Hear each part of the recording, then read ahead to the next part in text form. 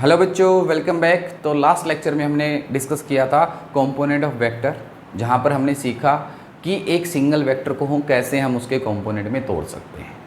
ठीक है, यानी एक सिंगल वेक्टर का जैसे ये एक वेक्टर था आपके पास और हमने इसको क्या किया, ये ऐसे इसके कंपोनेंट और एक ही इसका कंपोनेंट, ये ए वेक्टर और ये बी वेक्टर, एक हॉरिजेंटल कंपोनेंट बनाया और एक वर्टिकल कंपोनेंट, और इन दोनों की वैल्यू क्या आई थी। ए वेक्टर को हम क्या लिखते थे, आर कोस थीटा, और बी वेक्टर को हम क्या लिखते थे, आर साइन थीटा। ठीक है, अब हम क्या करते हैं, इन वेक्टर्स को रिप्रेजेंट कैसे करते हैं कोऑर्डिनेट सिस्टम में, और कैसे करेंगे।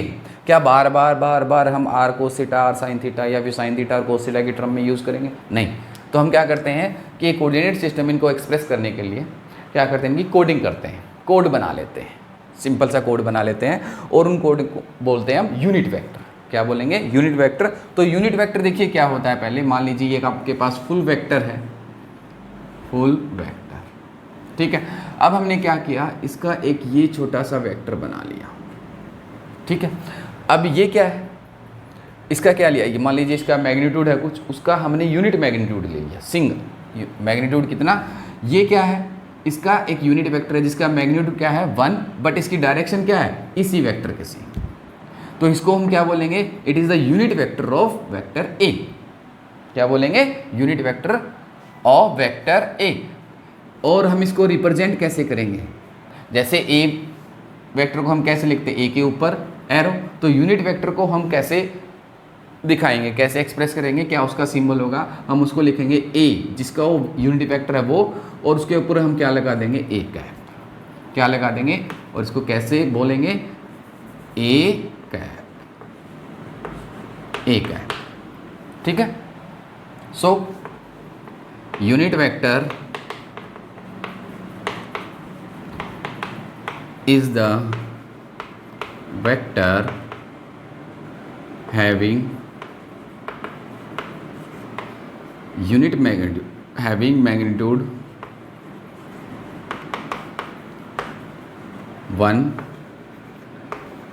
and has the same direction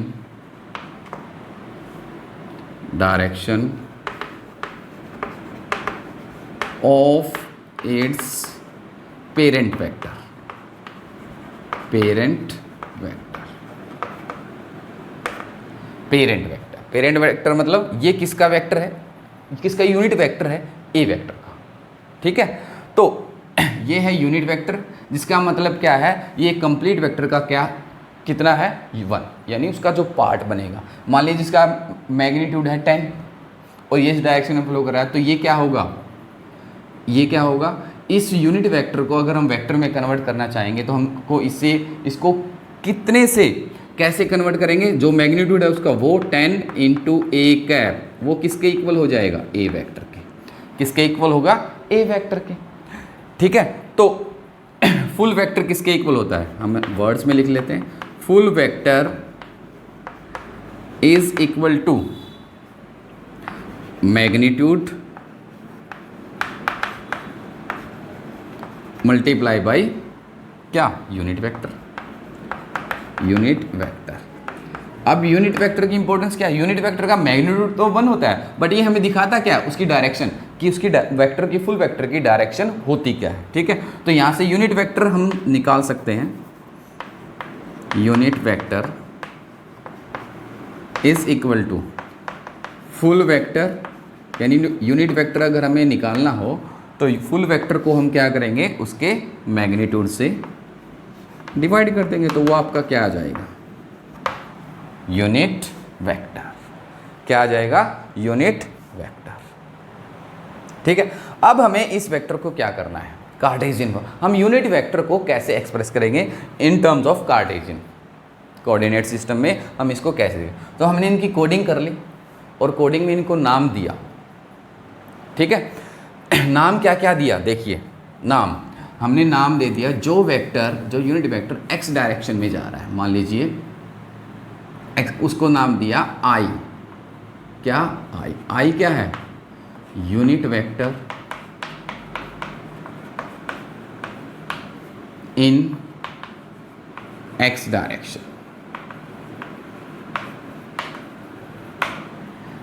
दूसरा जे, यूनिट वेक्टर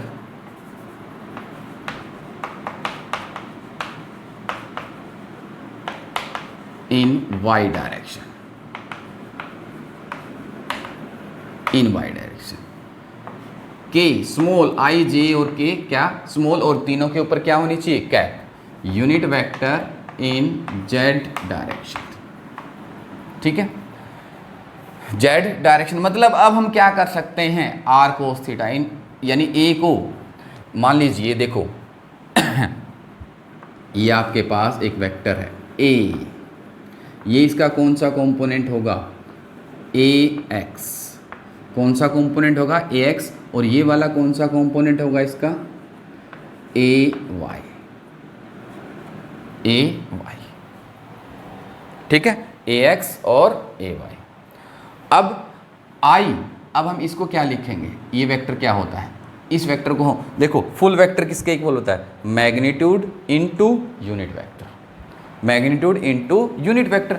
अब आपको मतलब समझना है, अगर आपको वेक्टर की वैल्यू दी मिली है, नॉर्मली आपको जब आगे आप डिस्कस करोगे, पढ़ोगे, जो आपको वेक्टर की वैल्यू किस फॉर्म में दी जाएगी। मान लीजिए मैंने आपको बोला कि एक वेक्टर इस डायरेक्शन में जा रहा है, उसकी वैल्यू है 2i plus 3j, 2i plus 3j। अब यहाँ पर आपको एक सिंगल वेक्टर नहीं दिया, इसका मतलब क्या है, इसका मतलब आपको समझना है 2i प्लस 3j, इसका क्या मतलब है। तो अभी क्या करना है, इस पॉइंट्स को कंसीडर करके ओरिजिन मान के हम क्या बनाते हैं, एक कोऑर्डिनेट बनाते हैं। अब इसका मतलब है 2i प्लस 3j कि x डायरेक्शन में, ये आपकी x डायरेक्शन, ये आपकी y डायरेक्शन। x डायरेक्शन में कितना, i क्या है आपका, यूनिट वेक्टर, ऊपर कैप, कैप हमेशा लगानी। i क्या है, i का मतलब है वो वेक्टर किस डायरेक्शन में मूव कर रहा है, x डायरेक्शन में। किस डायरेक्शन में मूव कर रहा है, x डायरेक्शन में। कितना कितना 1 and 2, इतना। x डायरेक्शन में कितना मूव कर रहा है, 2। y में कितना मूव कर रहा है, 1 2 3, y में 1 2 3, ये। तो इसका मतलब क्या हुआ, 2i, और इसका मतलब कितना हुआ, 3j। कितना हुआ, 3j। ठीक है, अब देखिए,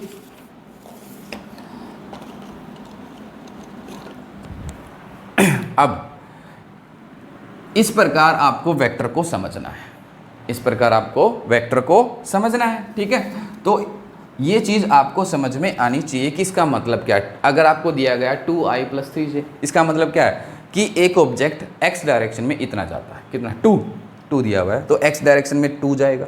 फिर y में कितना जाएगा, अगर y ऊपर है, y आपने ऊपर बनाया तो y इस तरफ जाएगा। ठीक है, अब ये तो 2 एक्सिस होगी, z भी हो सकता है। तीसरे के लिए हम क्या यूज़ करते हैं कि अगर मैंने कहा कि एक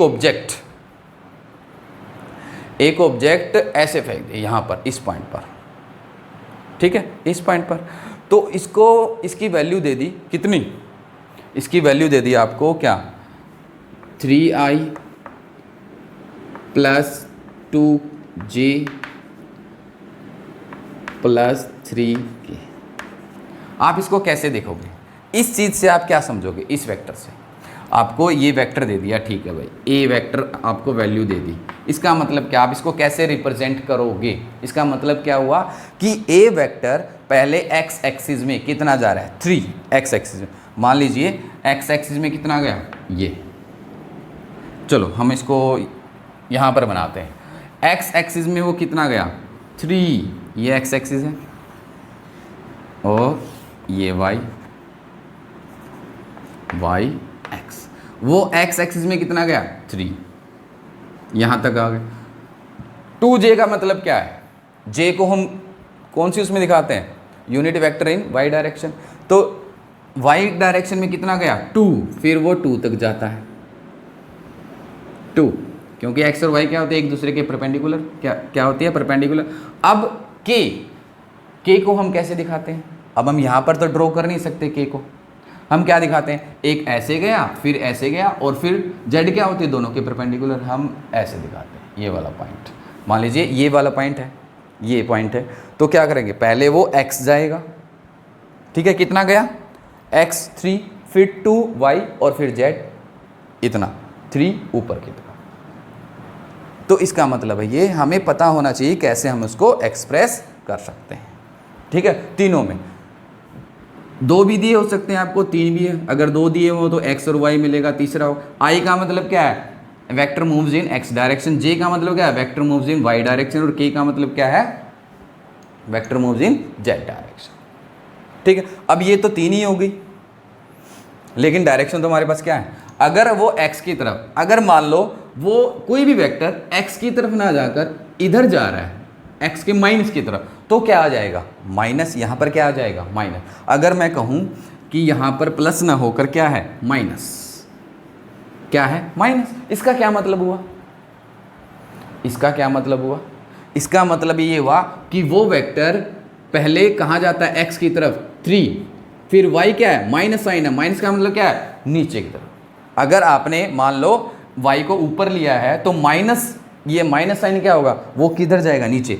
अब इसका मतलब क्या होगा कि ये पहले इधर 3 गया, फिर नीचे की तरफ गया 2, और फिर ये इस पॉइंट पर आया, पहले हमने वो पॉइंट ऊपर, अब नीचे।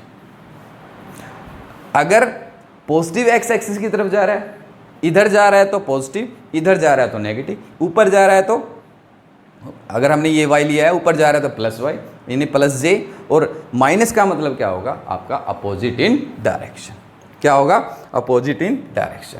तो हम इसको लिखेंगे कैसे, जैसे मान लीजिए हम इनको रिप्रेजेंट कैसे करते हैं देखिए, मान लो r वेक्टर है या a वेक्टर है, तो आप इसको ऐसे लिख सकते हो, a वेक्टर, तो हम इसको लिख सकते हैं कि अगर आप इसको ऐसे लिखें, ax vector plus ay vector plus az vector, ठीक है।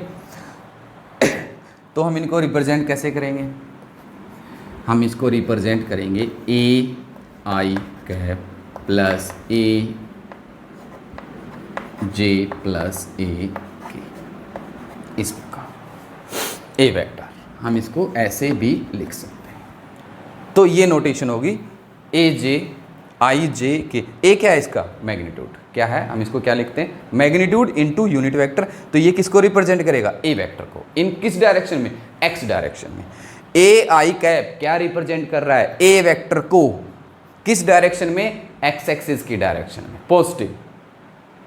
ए क्या है उसका मैग्नीट्यूड। ए जे किसको रिप्रेजेंट करेगा, ए वेक्टर को, किस डायरेक्शन में, वाई डायरेक्शन में। ए के कैप किसको रिप्रेजेंट करेगा, ए वेक्टर को, किस डायरेक्शन में, जेड डायरेक्शन, किसमें, जेड डायरेक्शन में, ठीक है।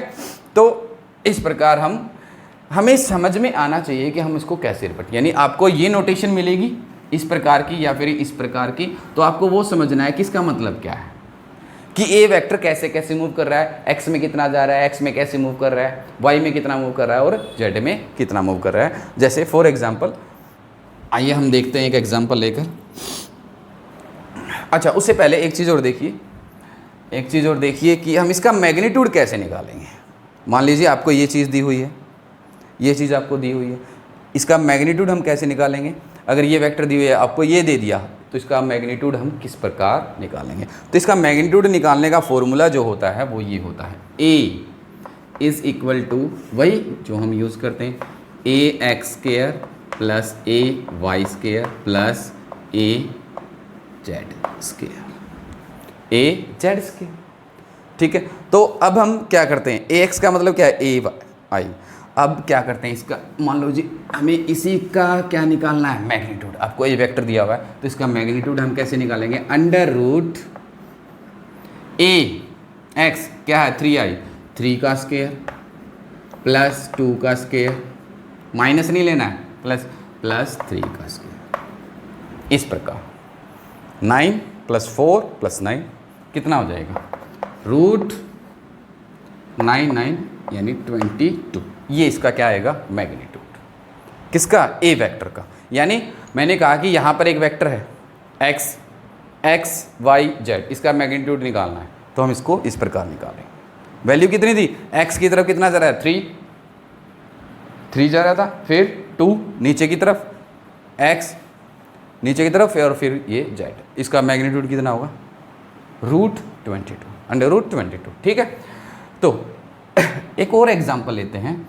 देखिए, मान लीजिए, एक बार नोट कर लीजिए, इसको नोट करिए। जो आइए कुछ एग्जांपल लेते हैं। देखिए, मान लीजिए ये एक रिवर है, ठीक है, उसमें एक बोट है यहाँ पर, और आपको वो फोर्स दे दी किसकी, बोट की, कितनी, -2i + 3j। ठीक है, -2i + 3j।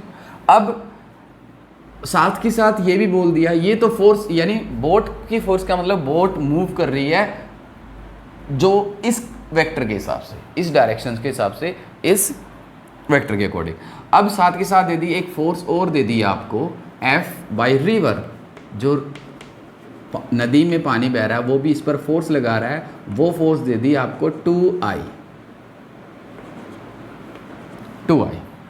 ठीक है, अब आपको रिजल्टेंट निकालना है। क्या निकालना है, रिजल्टेंट। तो देखिए, इसका मतलब क्या हुआ, इसका मतलब समझना, फोर्स लगा रही है बोट, -2i + 3j। इसका मतलब क्या है, यहाँ पर है बोट, तो इधर वाली डायरेक्शन क्या होगी, +x, और इधर वाली डायरेक्शन क्या होगी, -x। तो ये क्या है, 2i, i क्या है, x एक्सिस, लेकिन क्या है, माइनस में। तो ये बोट पहले हम किधर जाएंगे, 1 2 यहाँ तक, -2, ये क्या है, -2i। ठीक, उसके बाद +3j किस डायरेक्शन में, +3, 1 2 3 यहाँ तक, यानी ये वाला कंपोनेंट कौन सा आपका, ax, क्या है, ax वेक्टर, और ये वाला कंपोनेंट क्या आपका, ay। सॉरी, हम फोर्स लिख रहे हैं तो आप इसको fx ही मानिए, और ये क्या है आपका, fy। अब हम इसका रिजल्टेंट निकालना है, तो स्टार्टिंग है, रिजल्टेंट हम कैसे निकालते हैं, ये वाला, कैसे निकालते हैं, ये वाला। ठीक है, ये वाला इसका रिजल्टेंट होगा, ये वाला इसका क्या होगा, रिजल्टेंट। रिजल्टेंट हम निकाल लेंगे, आप निकाल सकते हैं। इन दोनों का रिजल्टेंट क्या आएगा, f किसके इक्वल होगा, √2² + 3², हमें पता है 4 प्लस क्या हो जाएगा, 9, √30। ठीक है, ये इसका रिजल्टेंट आ गया। अब साथ के साथ ये बोल रहा है कि नदी का पानी भी फोर्स लगा रहा है, बट किस में, किस डायरेक्शन में, +2i। तो पानी ये यहाँ से किस तरफ, +x, +i का मतलब x एक्सिस की तरफ, प्लस की तरफ, 1 2 ये यहाँ तक इतनी फोर्स लगा रहा है, यानी ये हमने डिवीजन बना लिए इतने। तो अब इसका यानी टोटल हमें रिजल्टेंट निकालना, और इसका हमें क्या निकालना है, रिजल्टेंट। तो एक इस पॉइंट पर एक फोर्स इस तरफ लग रही है और एक इस तरफ, तो हम इसका रिजल्टेंट कैसे निकालेंगे, अगर हम इनका पैरेललोग्राम बनाएंगे, हम इस पैरेललोग्राम से निकालते हैं, तो इसका रिजल्टेंट कैसे आएगा, इस डायरेक्शन में सीधा, कितना आएगा, ऐसे, इसका और इसका। ठीक है, तो इस प्रकार हम रिजल्टेंट निकाल सकते, यानी मतलब क्या है ये एग्जाम्पल का, कि आपको पता होना चाहिए कि मान लो फोर्स दे दिया या वेलोसिटी दे दी या फिर कुछ और दे दिया, हमें पता करना है, हमें ये पता होना चाहिए कि वो फोर्स लग किस डायरेक्शन में लग रही है, और हमें उसको रिप्रेजेंट कैसे करना है। एक्स में कैसे है, आई दे रखा है तो उसका मतलब क्या है, जे कैप दे रखा है तो उसका मतलब क्या है, के कैप होता है तो उसका मतलब क्या है, और हमें आगे नोटेशन ऐसे ही मिलेंगे जिनको हमें सॉल्व करना है। ठीक है, एक और एग्जाम्पल लेते हैं। मान लीजिए ये फर्स्ट था, हम सेकेंड एग्जाम्पल देखिए। मान लो मैंने एक बॉल थ्रो कर दी, हम एक बॉल थ्रो कर रहे हैं, उसकी वेलोसिटी देखिए कितनी है, वेलोसिटी वेक्टर बॉल, ठीक है, और वो उसकी वेलोसिटी दे रखी है आपको 3i + 2j, या फिर माइनस कुछ भी ले लीजिए, क्या फर्क पड़ता है, प्लस ले लीजिए, +3k। ये दे रखी है, ठीक है। बॉल की वेलोसिटी प्लस में, हमने ऐसे थ्रो की, तीनों प्लस में, ये दे रखा आपको, ठीक है। साथ के साथ उसने ये बोल दिया कि जो हवा होते हैं हमारे एटमॉस्फेयर, वो उस पर क्या हो रहा है, कर रहा है, उल्टी डायरेक्शन में क्या लगा रहा है, कुछ फोर्स लगा, उसको रेजिस्ट कर रहा है, उसको अपोज कर रहा है। तो उसकी वेलोसिटी जो उसने दे दी, वो दे दी आपको क्या, -i -j + 2k, ये दे दिया, ये दे दिया। अब हमें क्या निकालना है, रिजल्टेंट। क्या निकालना है, रिजल्टेंट। तो हम क्या कर सकते हैं, इन दोनों को कंबाइन करेंगे। हम नॉर्मली क्या करते हैं, वेक्टर का एडिशन। देखो हमने क्या किया, एक बॉल को थ्रो किया, हवा उसको रोक रही है अपोजिट डायरेक्शन में, यानी फ्रिक्शन लग रहा है, एयर फ्रिक्शन। तो वो क्या करें, हम इनको ऐड कर सकते हैं सिंपल एल्जेब्रिक मेथड से। बट कैसे ऐड करना है, हमें पता है कि वो क्वांटिटी ऐड होती है जिसका नेचर सेम होता है, यानी दोनों क्या है, वेलोसिटी। तो दोनों को हम ऐड कर सकते हैं। अगर एक वेलोसिटी होती और दूसरी फोर्स होती, तो अगर हम बोलते हैं कि वो एयर फोर्स लगा रही है, अगर ये F होता तो हम इनको दोनों को ऐड नहीं कर सकते थे, लेकिन यहाँ पर F नहीं है तो हम इसका रिजल्टेंट निकाल सकते हैं, ठीक है। देखिए रिजल्टेंट नॉर्मली ऐड कर दो क्योंकि दोनों वेलोसिटी हैं। I और I ये क्या बन गया आपका 2i, ये और ये क्या बन गया +j, और ये क्या बन गया 5k,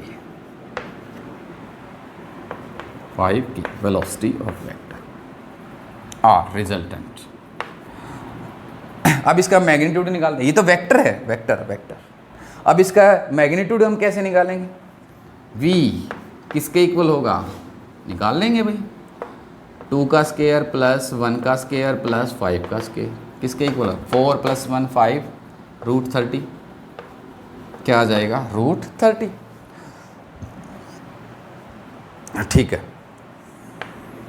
तो v का, अच्छा अब ये तो वेक्टर दे दिया, ये हमारे पास रिजल्टेंट। अगर आपसे पूछ ले कि ये क्वांटिटी देकर, ये दोनों देकर, फिर उससे पूछे कि जो रिजल्टेंट वेक्टर उसका यूनिट वेक्टर निकालिए। पहले हमने क्या किया, रिजल्टेंट निकाल। अब हम इसका यूनिट वेक्टर हम कैसे निकाल सकते हैं, यूनिट वेक्टर किसके इक्वल होता है, यूनिट वेक्टर किसके इक्वल होता है, full vector divide by its magnitude, divide by its magnitude. यानी वेक्टर क्या है आपके पास, रिजल्टेंट वेक्टर क्या है हमारे पास, ये। तो इसका यूनिट वेक्टर, इसका भी हम निकाल सकते हैं, बट इसका भी हम निकाल सकते हैं। हमें रिजल्टेंट इसका यूनिट वेक्टर निकालना है। अगर आपको मान लो ये दो कंडीशन दे दी और फिर बोला कि जो रिजल्टेंट वेक्टर आएगा उसका यूनिट वेक्टर निकालिए, तो उसका यूनिट वेक्टर क्या, v का यूनिट वेक्टर vr का, तो क्या आएगा, फुल वेक्टर। फुल वेक्टर क्या है, ये वाला 2i + j + 5k divide by it's क्या, मैग्नीट्यूड।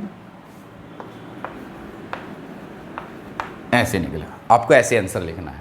अगर आपसे पूछे, अगर सिर्फ इसका यूनिट वेक्टर पूछता है, सिर्फ इसका v बॉल की वेलोसिटी का यूनिट वेक्टर, तो हम कैसे करेंगे, तो v बॉल इसका यूनिट वेक्टर हम कैसे निकालेंगे, complete vector 3i + 2j + 3k divide by its magnitude. इसका मैग्नीट्यूड निकाल लो, इसका मैग्नीट्यूड कितना आएगा, हम यहाँ पर कर लेते हैं इसको सोल्व। 3 का स्क्वायर 9 + 2 का स्क्वायर 4 + 3 का स्क्वायर कितना आएगा, सॉरी 9 कितना आएगा, √22। तो इसको √22 से डिवाइड कर देंगे। तो this is the unit vector of velocity, किसकी, बॉल। वेलोसिटी वेक्टर का क्या आ जाएगा, यूनिट वेक्टर। इस प्रकार हम एक यूनिट वेक्टर हम निकाल सकते हैं, किसी भी वेक्टर क्वांटिटी का हम यूनिट वेक्टर निकाल सकते हैं, और ऐसे हम उसको रिप्रेजेंट कर सकते हैं। ठीक है, उम्मीद है आपको समझ में आ गया होगा। तो इसको नोट कर लीजिए, फिर नेक्स्ट लेक्चर में हम फिर एक इंटरेस्टिंग टॉपिक के साथ आपसे मिलते हैं। तब तक के लिए थैंक यू वेरी मच।